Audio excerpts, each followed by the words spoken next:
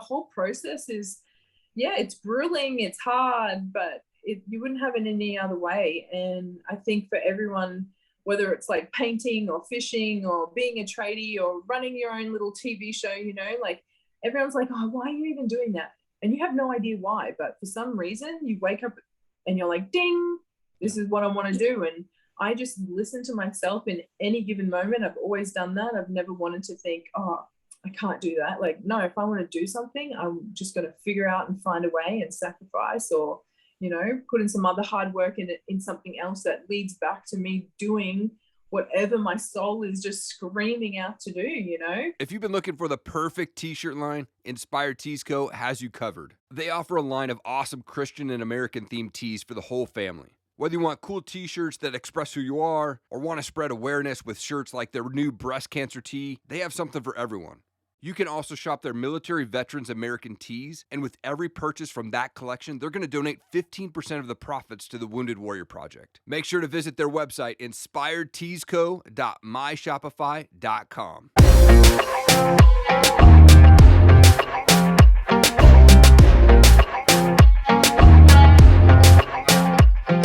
Tai, you're a former LFL football star, model, MMA, Muay Thai fighter. Now you're going to make your bare knuckle debut for BKFC there in December. Super pumped to have you on the show. Thank you for your time. Cheers so much. Hey, thanks for having me on the show. Yeah, you got the resume right, every dot point. Very nice. Done some research. I try, yeah. I'd love to go back with my guests. Like, where did you grow up? What was childhood like for you? Okay, I grew up in a small town called Gladstone, central Queensland. So we're just a heavy industry town. So we've got the coal refineries, we've got the gas in pipeline. We're the largest port in the southern hemisphere. So our Queensland Rail, you know, we're doing so much export of refineries and all your natural resources from Australia, because that's what we mostly export. So yeah, that's sort of my upbringing. Was when I was there, when I was growing up, like it was just, you could ride on your bike, you know, my summers were just riding on my bike everywhere with my friends, riding to the town pool, thinking you were like the shit doing that. And yeah, just like growing up and everyone's like a blue collar worker. So, you know, the whole town is, and I guess my whole upbringing really was a bit more, I guess, hard ass, if you could say, but also like just the stereotypical Australian as well. So I feel, now that I've started traveling the world, I feel like even more proud, because at least I got to be like I feel like a good true representation of a good Aussie, because I'm also half Maori. So, you know, we've all, you know, we were the Anzacs, Australia and New Zealand, fought beside each other in the war. So I think it's kind of funny that, you know, we've got a little half-breed mongrel kid like representing both cultures. And I feel like even, yeah, growing up in Australia, being a Māori, you know, I've really got to take on like the best of both. So yeah, my upbringing was just super small town. Adopted out. I lived with different like homes. I went through 2 different adopted homes when I think I was like 14 or 15. So I was like older going through that. Just, I didn't want to change countries for my high school education years.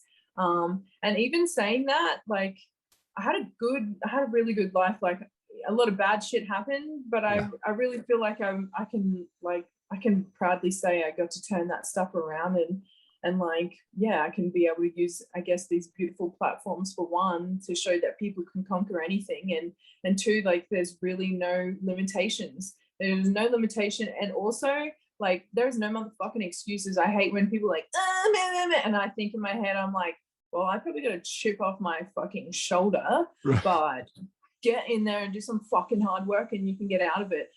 So yeah, that was Gladstone. So yeah, Gladstone in a nutshell, blue collar worker. I think I saw you say one time, like there's so much character building through the process, and obviously huge. That process, you've been like, you know, what does that mean for you? It's been like, the process for me is like, you can never just like skip straight to the end, you know, because then you're still that same person. You're that same person who's winning. And I think through all the process and the growth, like you're either finding yourself and then losing, or you're finding yourself and winning. And even in the losing, as long as you're learning, you're still winning. So yeah, of course, everyone has sad days or whatever, but like really, this has been such a big thing for me to be able to just, stay on this sort of path.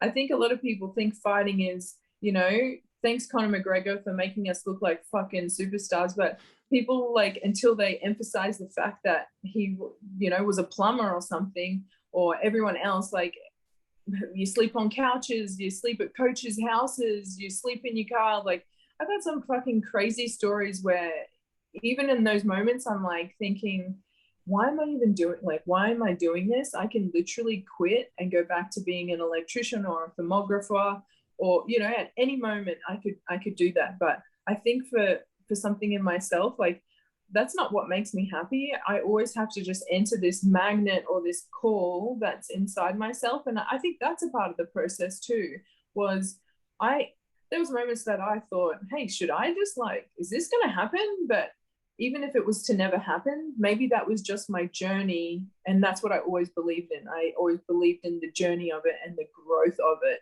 And I guess in the end, when you get that call, then you can finally be like, told everyone was good. Yeah. Celebrate for yourself. Like, I guess that's the ego side. But outside of that, the whole process is, it's grueling, it's hard, but you wouldn't have it any other way. And I think for everyone, whether it's like painting or fishing or being a tradie or running your own little TV show, everyone's like, oh, why are you even doing that? And you have no idea why, but for some reason you wake up and you're like, ding, this is what I want to do. And I just listen to myself in any given moment. I've always done that. I've never wanted to think, oh, I can't do that. Like, no, if I want to do something, I'm just going to figure out and find a way and sacrifice, or, put in some other hard work in something else that leads back to me doing whatever my soul is just screaming out to do, So I think that's a part of the process is, just finding that balance within yourself and finding that fight. Right. Oh man. And you mentioned you were a former electrician. So how did you go from electrician to model to LFL to fighter? Like, what was that? That seems like a crazy journey you went on there. I thank so much, because here I was doing like magazine modeling. I was getting printed in Australia, getting flown. This is when we were getting like flown around, putting in first class hotels. Everything was specifically designed for you in that shoot.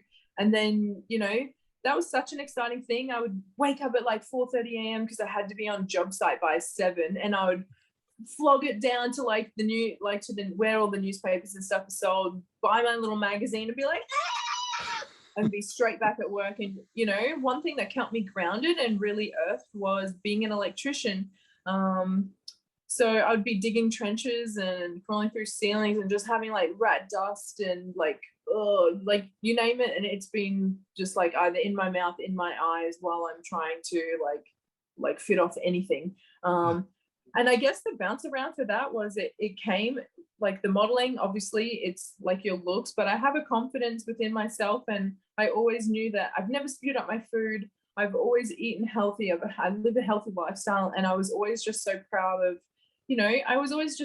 of being feminine and masculine at the same time. So I also wanted it to keep me balanced, because I'm super girly, but obviously here I am doing this men's trade. So I just loved having, I guess, something that made me feel alive, But the electrician thing just came about because I really just wanted to be able to look after myself forever and be able to do whatever I wanted.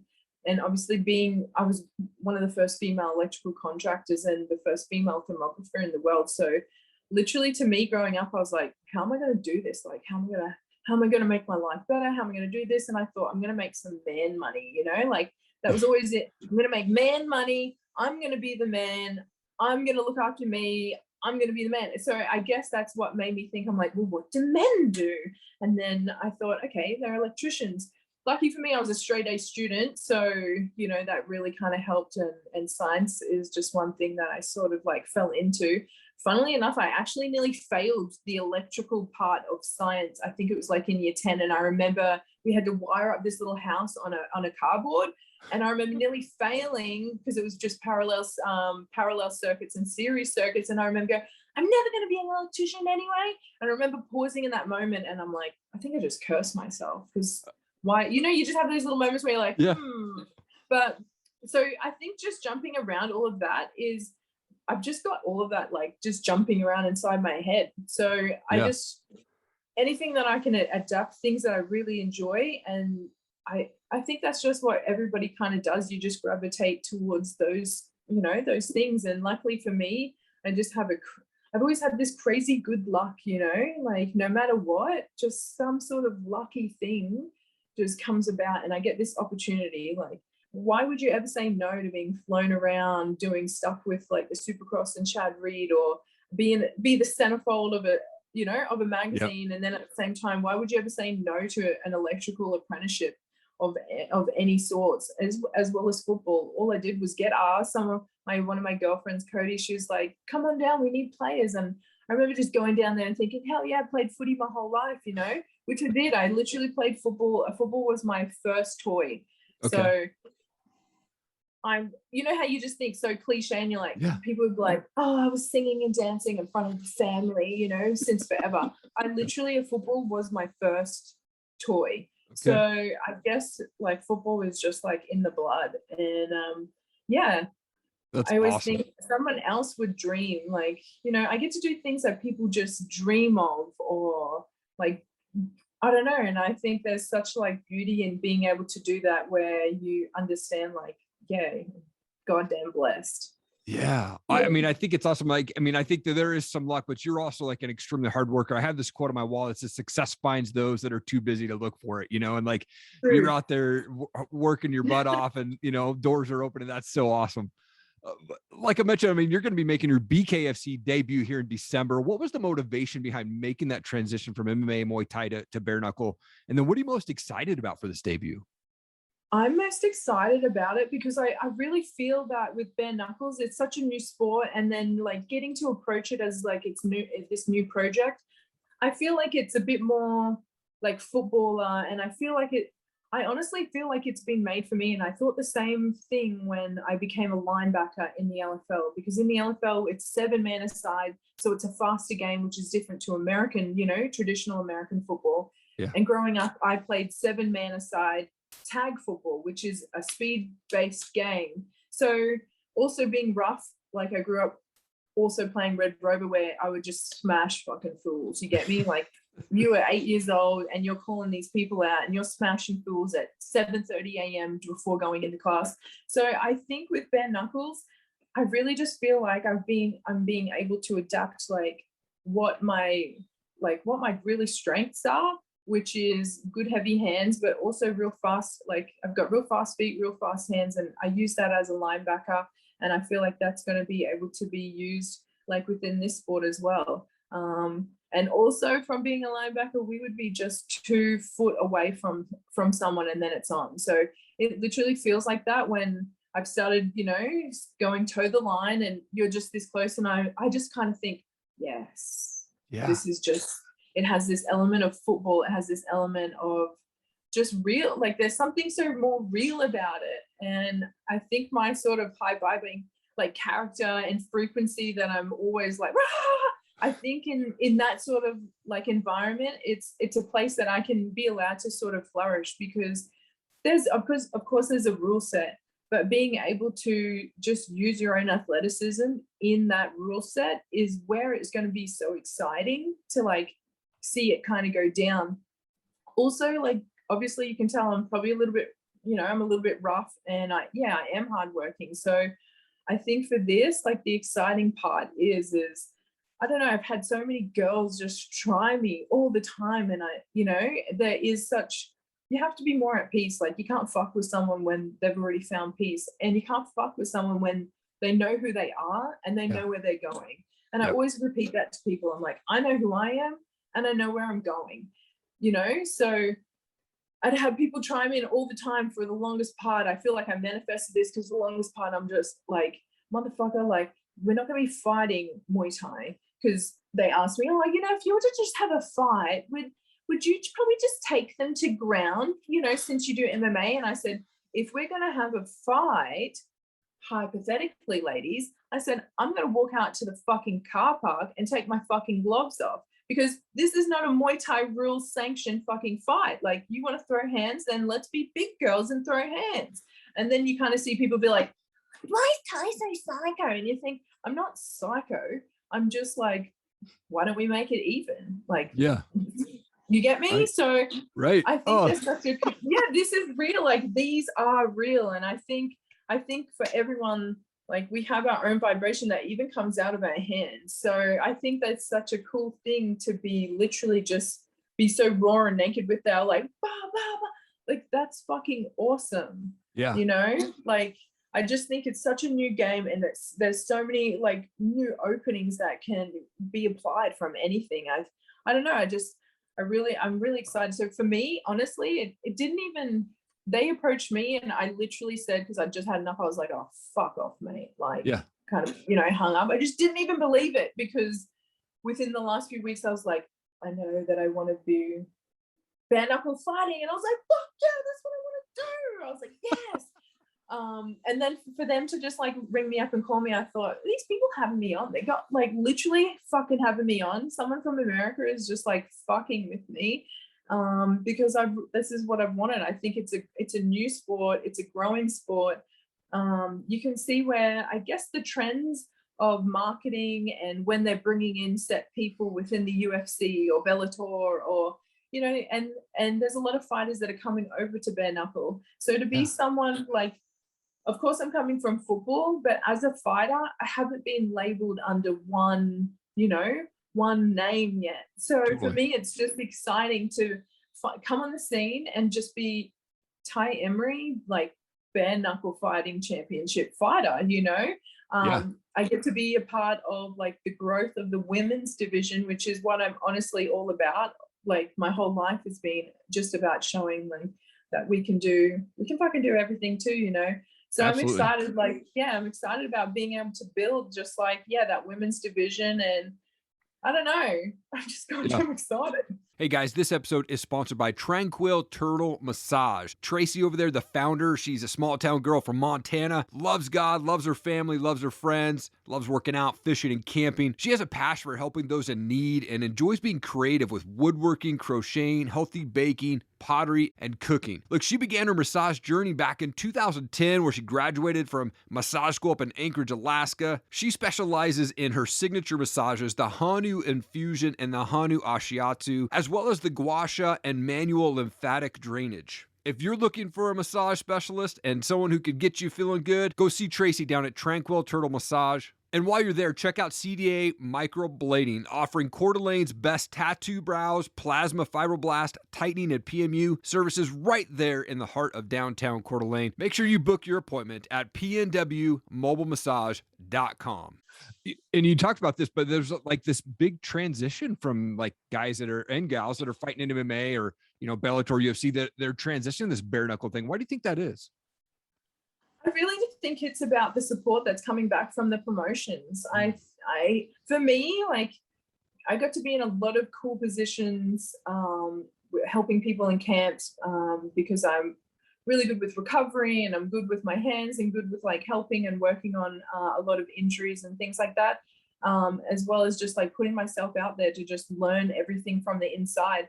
And one thing that really always come across was they didn't feel looked after or seen, or like they felt a part of the family, and then they loved it. And then you can see this almost like bitterness for some fighters when, they realize that they're just a number. And of course, that's with any job in the whole world. Like, even with Queens and Rail, it was Tai Emery, 862-268. You get me? Like, everyone's got a number.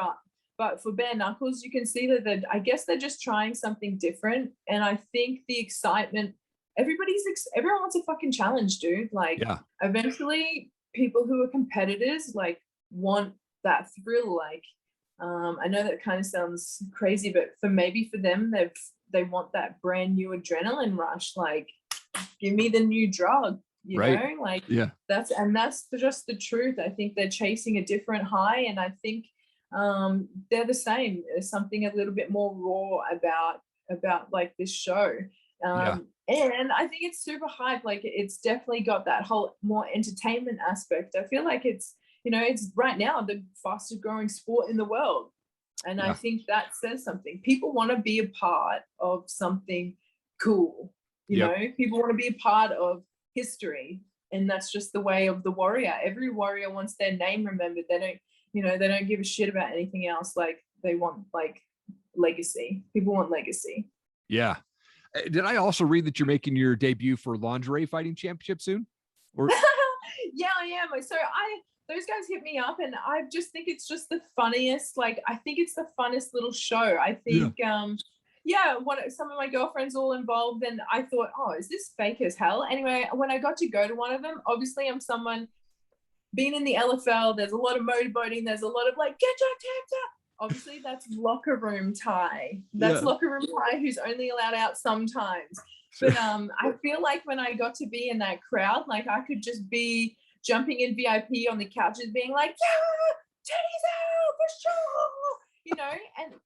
and I know some people would be like, oh my God, disgusting. Yeah, but whatever floats your boat, Mary. Like not everyone wants, fucking to watch Wimbledon. And I love Wimbledon, but sometimes I want to watch some girls in lingerie fighting. It's exciting, it's fun, and they have like fun reality TV shows and cool podcasts, and it's like got that mix of like the wrestling like people, I guess. It's just different, exciting, and they pay better than some fight promotions. So why are you going to say no to what I think the rounds are like 1 minute rounds? Okay. And then you're walking out with 1 minute rounds and just it's still cage time, it's still something fun, and then it's also like for me I see it as a way to also I guess be in front of the camera and make that something more normal. Allow it to become more normal in learning to just be yourself in every moment. And in that one, you can be yourself just on steroids. Like that's, you get me? Like that's like it's like a fun, cool side project. Yeah. It's, it just keeps you active. It keeps it fun. Yep. Now, fighting is like such a physical sport, but it's also such a mental sport. Like, how do you prepare mentally for your fighting? For me, really, dude, I'm such like a deep person, and some days I'm gonna feel like I say, like I'm gonna feel every single emotion under the sun, and I still think there's growth in being able to, people can be like, stop crying, and I'm just like finished sparring, and I'm like, they're like, you had a good round. I'm like, I'm not crying because of that. I'm crying just because I'm feeling, and I don't really understand why. But even through those moments, I'm just like, at least I'm alpha enough to not give a fuck that I'm crying, because I'm still going in there and I'm feeling. And what's the shame in feeling like within ourselves? Like, this is my spaceship. So if I'm going to ride in my spaceship, okay, so this is a mutant term. Jean is a phoenix. Like that's one of her mutant powers. And when she turns into just like straight phoenix, the phoenix really, like they talk about in this as a mutant, coming into a human body to feel emotions, and the emotions being like drugs, and the emotions is like the strongest powers of the universe. So these entities or whatever are coming from like somewhere else. But I really like, obviously I grew up in comic books, so to me like that kind of hit home, like to be human is to feel. And I think sometimes, whether it's been all these weird stereotypes or like, I don't know what kind of happened to us as humans, we have to hide certain things.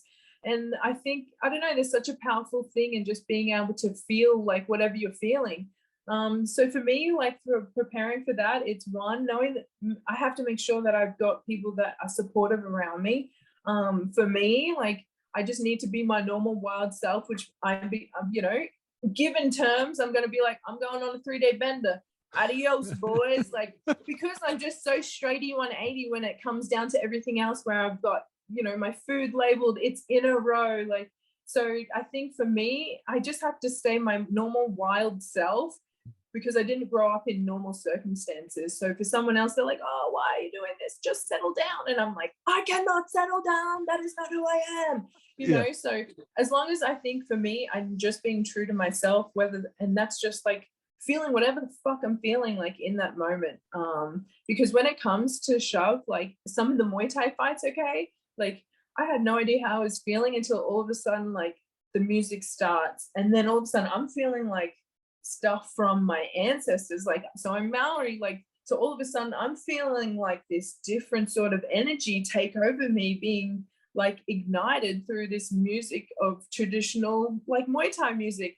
And so in that moment, just by being able to be completely feel and centered is such a meditative thing that once the fight began, it was like instant flow state for me, where I was just like in my head kind of going, whoa, go buddy, look at you do some awesome shit. Like, whoa, how are you pulling this off? You get me? Like, I don't know. I think that's an awesome thing, just to feel human. So yeah, I don't know. That's how I really prepare for each one of my fights. Is I know that I have to be slugging it out and training fucking hard. And I enjoy just like someone being the shittest person in the fucking room, you know, like there's something so cool knowing that I'm gaining something from, you know, from these people around me, not obviously not bashing my head in, there's like a fine line, but having the right people around who are pushing you, and they're pushing you because they know they can see the potential that you have.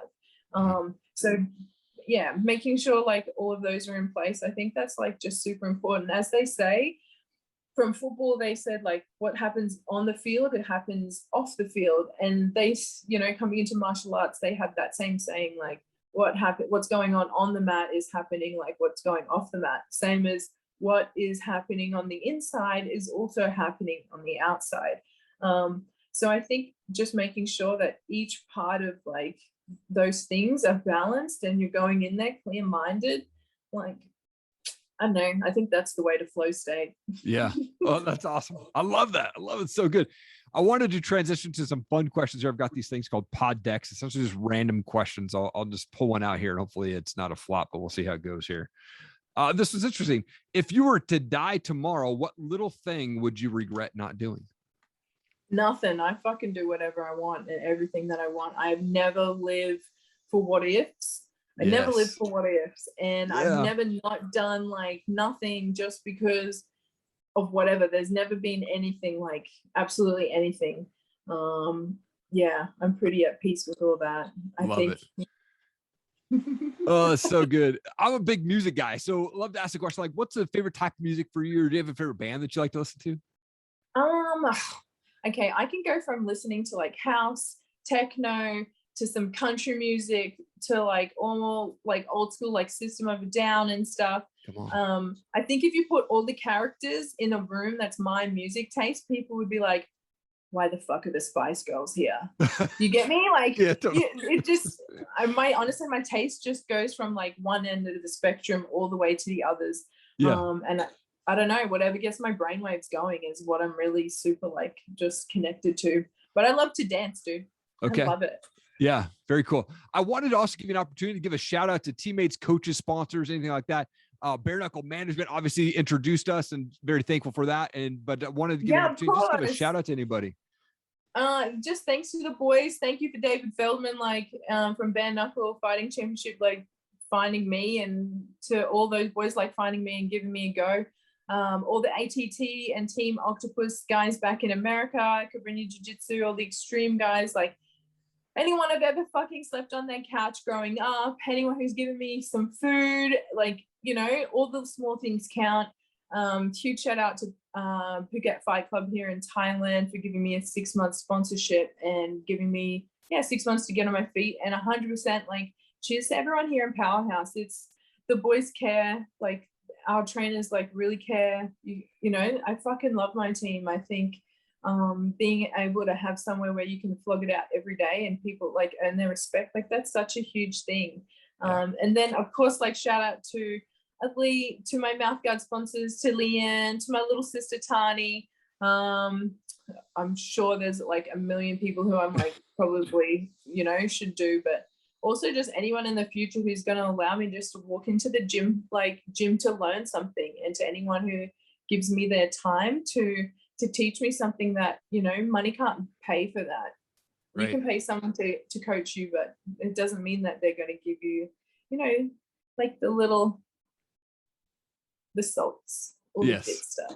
Yes, absolutely. Absolutely. Tai, it's such an honor to have you on my show. Thank you so much for taking time out of your day and jumping on. Your story is unbelievable. You're an absolute world changer. Thank you so much for taking the time. Thank you. Cheers heaps for having me on. Solid beard. Oh, thank you so much. I appreciate it. What's going on? Thank you so much for watching the show. I really appreciate it. Hey, I just wanted to do a quick introduction. If you've not seen my show or you don't know the services that I offer, I wanted to drop them to you right now. One, I do voiceover work. So if you're looking for a voiceover person to cover your motivational videos, or maybe it's Kickstarter videos or whatever it is, let me know. I'm more than happy to help you out there. I also work with brands on brand and product videos. So they'll send me their products to do reviews or box openings. Let me know. I'd love to work with you on your product as well and help you get that product out there. I also love to be able to share my story. So if I can make an impact on one person at your next speaking engagement, let me know. I love to talk about my story. I love to talk about how our past does not define our future, and morning routines and being consistent, how to be around those successful people that are just going to lift you up. Let's chat about having me speak at your next event. Let's make it happen. Again, thank you so much for checking out this show. Check out erikallenmedia.com. Really appreciate your time. Have an awesome day.